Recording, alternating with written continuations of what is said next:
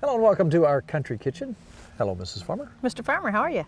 I'm doing well today. You know, it's a beautiful day. Yes, it is. Temperatures are just right. We decided to cook outside. And you know, it's that time of year. People are starting to think about processing their pig. Right. And we love the old-fashioned ways. And, you know, not too long ago we did a show on Geta. That's right. Geta you love Geta, don't you? Delicious. Yes. Now, that was just a simple way to make your meat go further. Right. And, you know, when I was a kid, I had some folks give me some Scrapple. And I thought, apple in my mind. I thought I was going to get a piece of apple pie or something, you know, something had to do with something apple-ish. Well, there is no apple in Scrapple. Okay. What is Scrapple? What is Scrapple? You've not had Scrapple. I have not. I've heard of it, but I've never had it. You were going to love Scrapple. Okay, I'm excited. How do I know that? 'Cause I love everything. I know what you like. Now, Scrapple is the same deal. It's more of a Pennsylvania Dutch country thing, but a lot of people in Kentucky, Indiana, Ohio are still having their Scrapple. Really? Now, there's a million different ways you can do it, but one of the things that I think is special about this, you got to have this taste, is the buckwheat. Okay. Buckwheat flour, along with your cornmeal. Get some good cornmeal, some coarse ground cornmeal. So as we look around the table here, Mrs. Farmer, we see a pig's head. That's very nice. Now, I'm not going to get real graphic up here and hold it up, but I want you to just look right here. You ever heard of jowl bacon? Well, this is his snout. This is the back of his jowl. This is half of a pig's head. It doesn't look that bad, actually. It really doesn't, especially when you look like this. Now remember, jowl bacon, look right here. Looks like meat. That's what you see. Meat is meat. Right. And if somebody like says, meat. oh, it's a pig's head, well, this meat right here tastes pretty much like this meat right here, which tastes pretty much like this meat right It's all here. good. Why in the world would you waste any of it? Yeah. Now that's where sausages came from. You know, and fortify that with some grains and so on and so forth, and you got something good going on. I'm going to do half a batch. Okay. Just to do a small batch to show you what it looks like. So we're going to start with this half of a pig's head, and we're going to boil this. Okay, we're going to cover it with water. We're going to boil it down. I'm going to go ahead and season that with salt, pepper, some sage, maybe some red pepper flakes. I want to get some of that flavor already into that meat before we use it later. Now earlier, we also had some organ meat. We had heart and some liver. Nothing goes to waste here. Everything but the squeal, as they said, or some people said everything but the oink. So why waste these wonderful pieces of meat? That's right.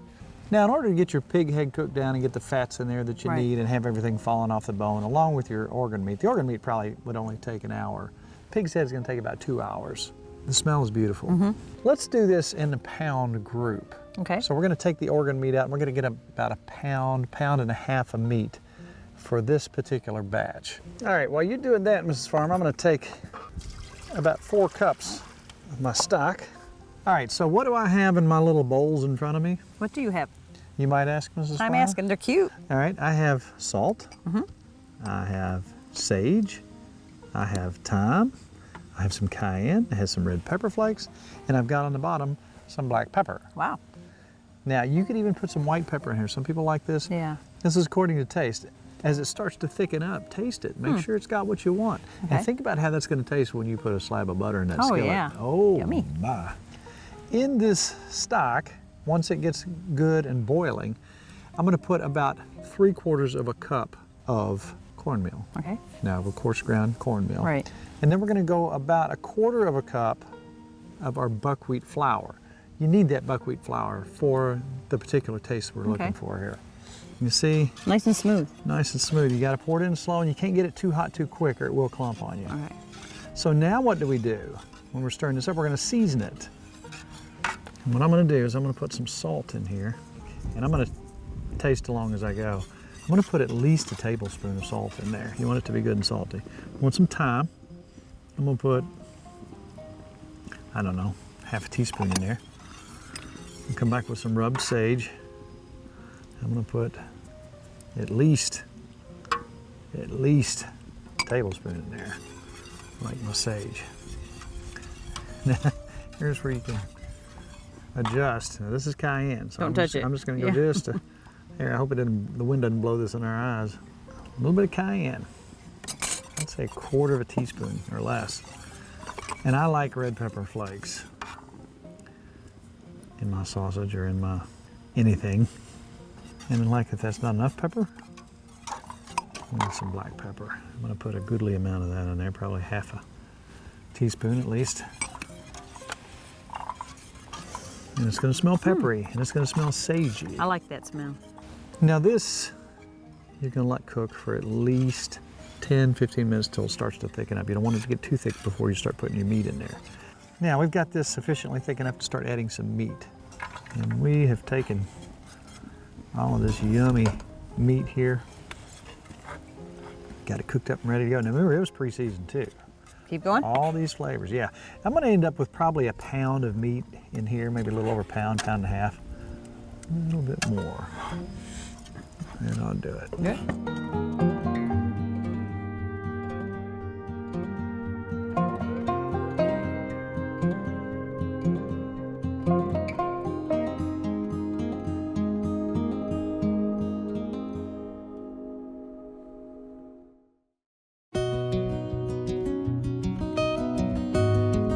Look who's here today to try our Scrapple and tell us what to do with your leftover turkey.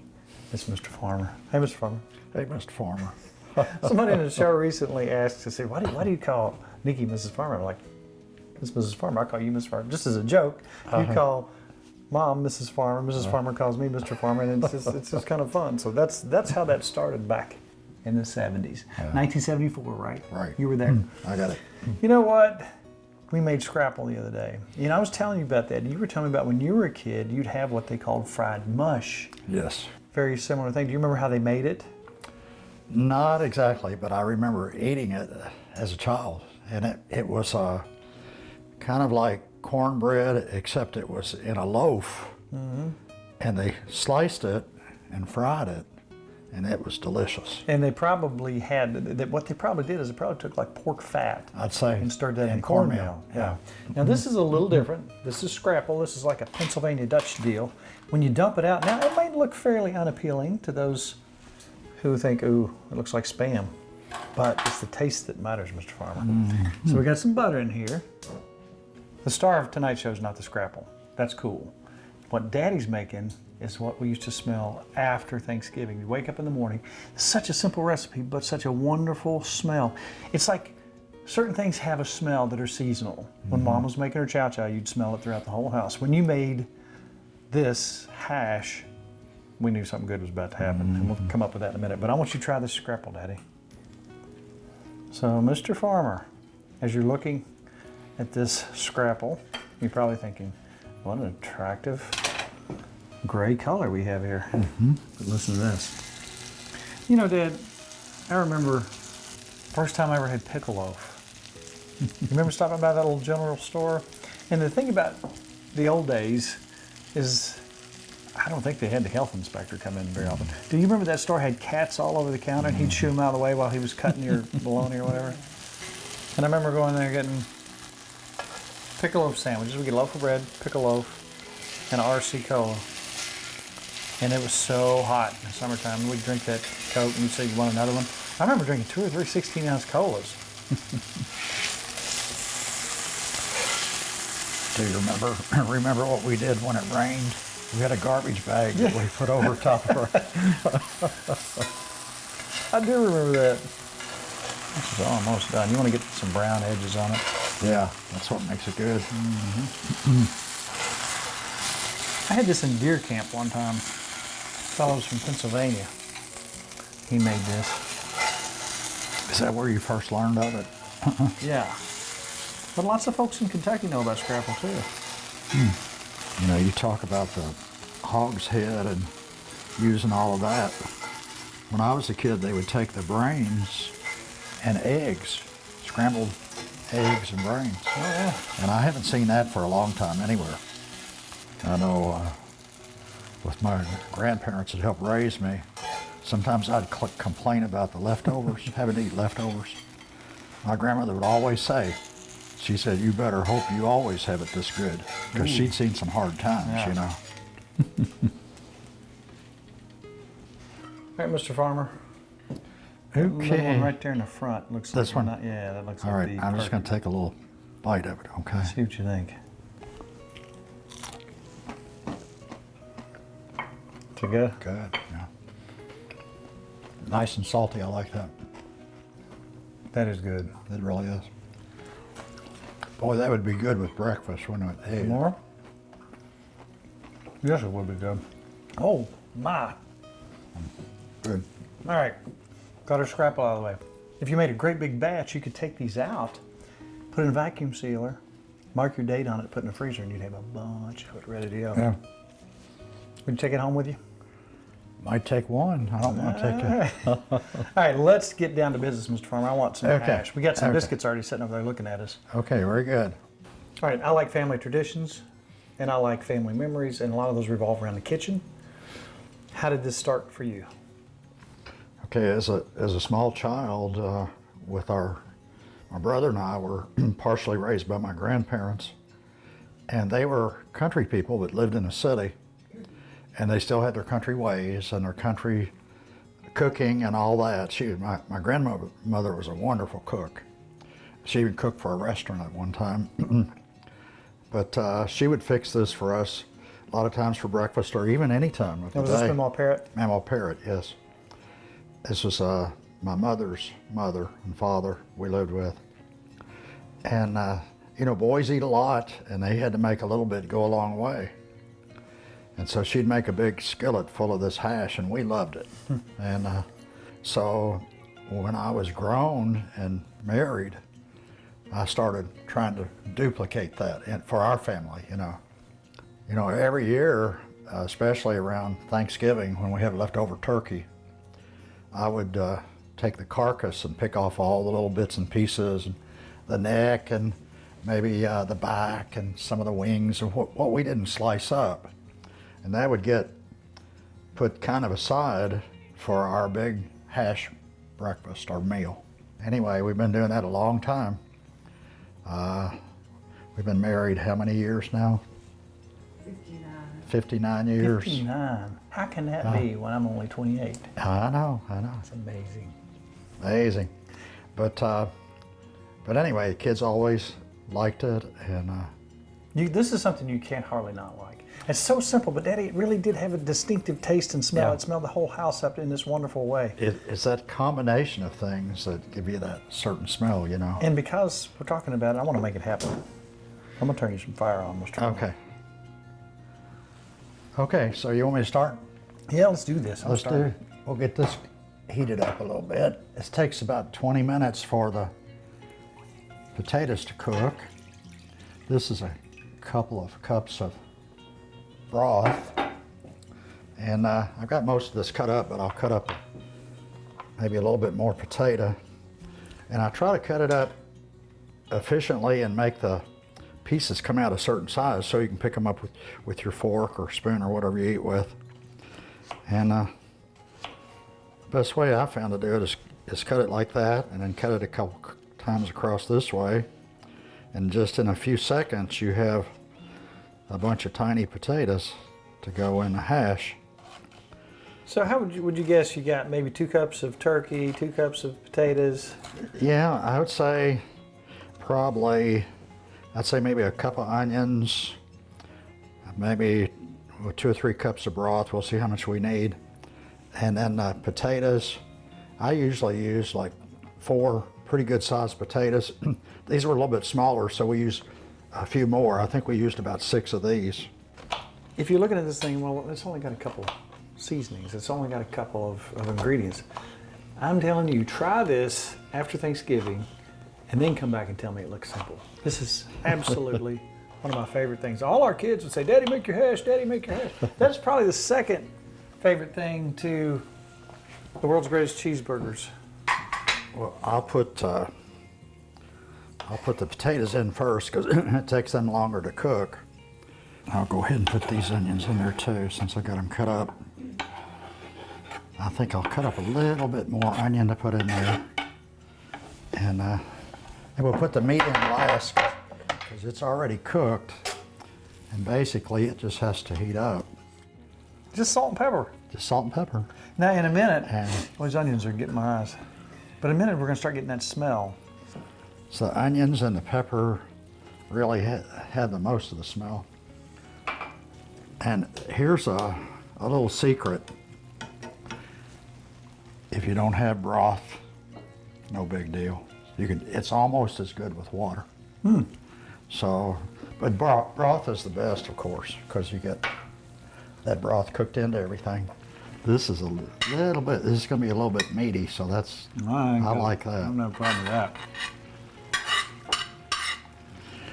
And now, what we've got here, this meat we've got here is a little better than what most of the old timers use.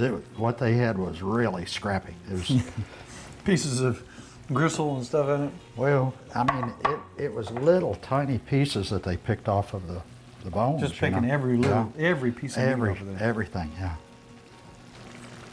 Okay, so there you go, 20 minutes. When you went back and made it the first time, did you have to kind of experiment to get that? I'm sure you remember the smell and taste too, just like when you were a kid. Yeah.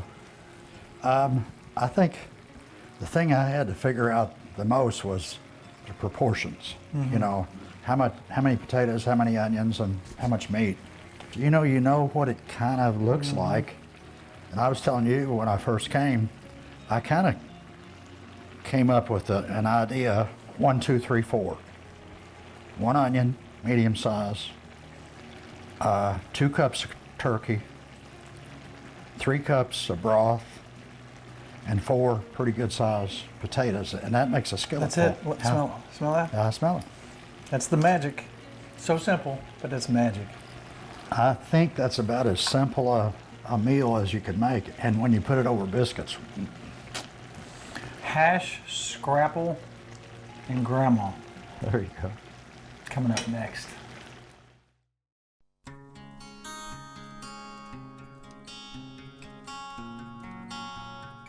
Sunburst. Past darkness of a winter night, the sun, unlocked, began to rise. Highlighting eastern mantled ridge, the snow had fallen to disguise. With notice served of day's advent, enkindled sun touched chosen sights, igniting crystal flakes of snow to burn with rainbow-colored lights. Released to grace this templed ridge, sun struck, each rare and tinctured glow, invoked a psalm of silent praise upon an altar made of snow.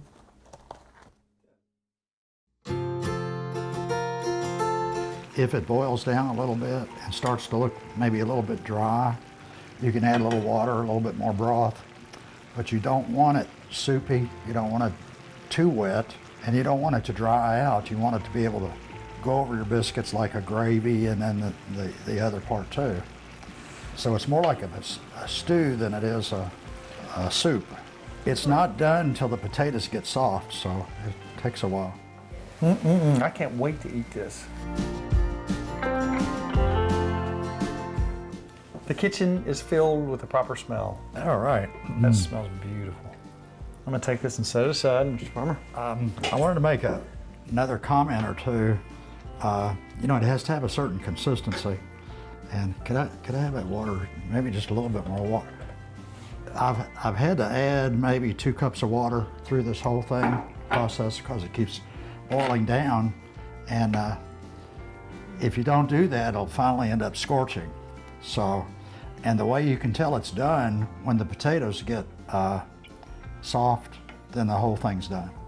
The meat was already cooked, the onions cook up real quick, so you have to wait on the potatoes till they get done. And that starch, you can see the starch, and it makes it almost like a slight gravy. Yeah, it is like a gravy. And here's what I think is the way to eat it. Of course, you know, you can eat it any way you want, but that's about how we usually do. Now that right there, And you may need a little salt. I didn't salt it too heavy. look at that. The simplest things. It might burn you up. You better watch out.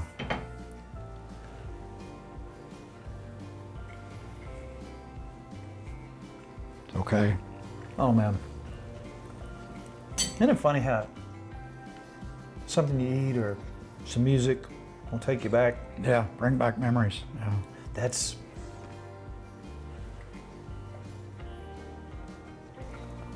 there's something about it that is beautiful. So simple, so delicious. And that's hash. And what I would like to find out now, is that a regional thing? Both your grandparents were from around the Lebanon area, and they called this hash. Yeah. Is this something, and we would like you to contact us on the show, if you will, through our Facebook page, and tell us if you've had hash as a kid in the Kentucky area. You know, we call it hash. Now, our friends in Virginia, they make something they call hash, but it's more like burgoo. It's not like this at all. Isn't that funny, the regional Yeah, names yeah. for everything? Man, Daddy, that is delicious. Very good. I think the only thing left to do right now is to turn that camera off and let everybody sit down at the table. And I will show everybody how to eat this. Uh-huh. I'll eat the first biscuit, then I'll eat the second biscuit. Then I'll eat all up. Daddy, I might give you a little bit because you helped make it. Okay, But half I'll a probably biscuit. eat most of it. Let's eat. Oh, it's good. 2 food traditions tonight. That's right. One of them was very local, my dad. Right? Very delicious. And one was the thing that I got when I was shooting in archery competition, shooting to both my teeth back in Pennsylvania. I was up there for a shoot, and a local restaurant had Scrapple. I'm like, what is Scrapple? I was trying to find some apples in it. There are no apples in Scrapple. That's right.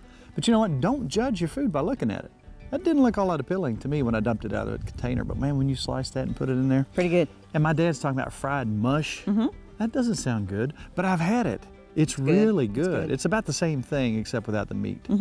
So don't judge your food before you eat it. That's right. When somebody says, "Ooh, yeah, that looks terrible," try it first. Don't. Could be delicious. Yeah, it Could be. All right. You know what that means? What's that mean? Our show's up. Oh, That half hour went fast, didn't yes, it? it did.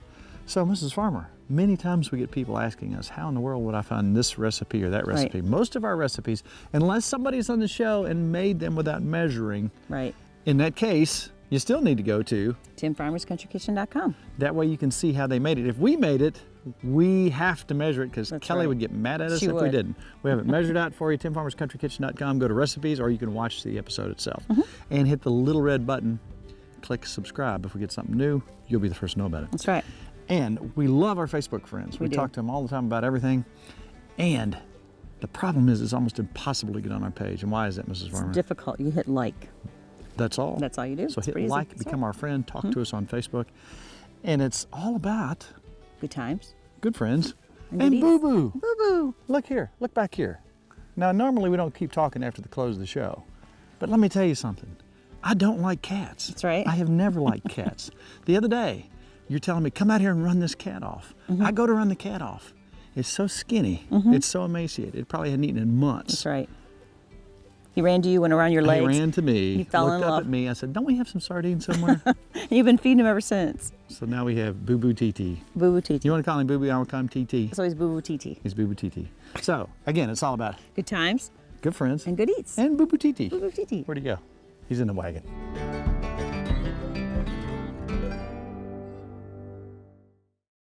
Christmas time is right around the corner, and once again, you have to find a gift for that hard-to-buy-for family member on your list. At TimFarmersCountryKitchen.com, this problem is solved. That's TimFarmersCountryKitchen.com.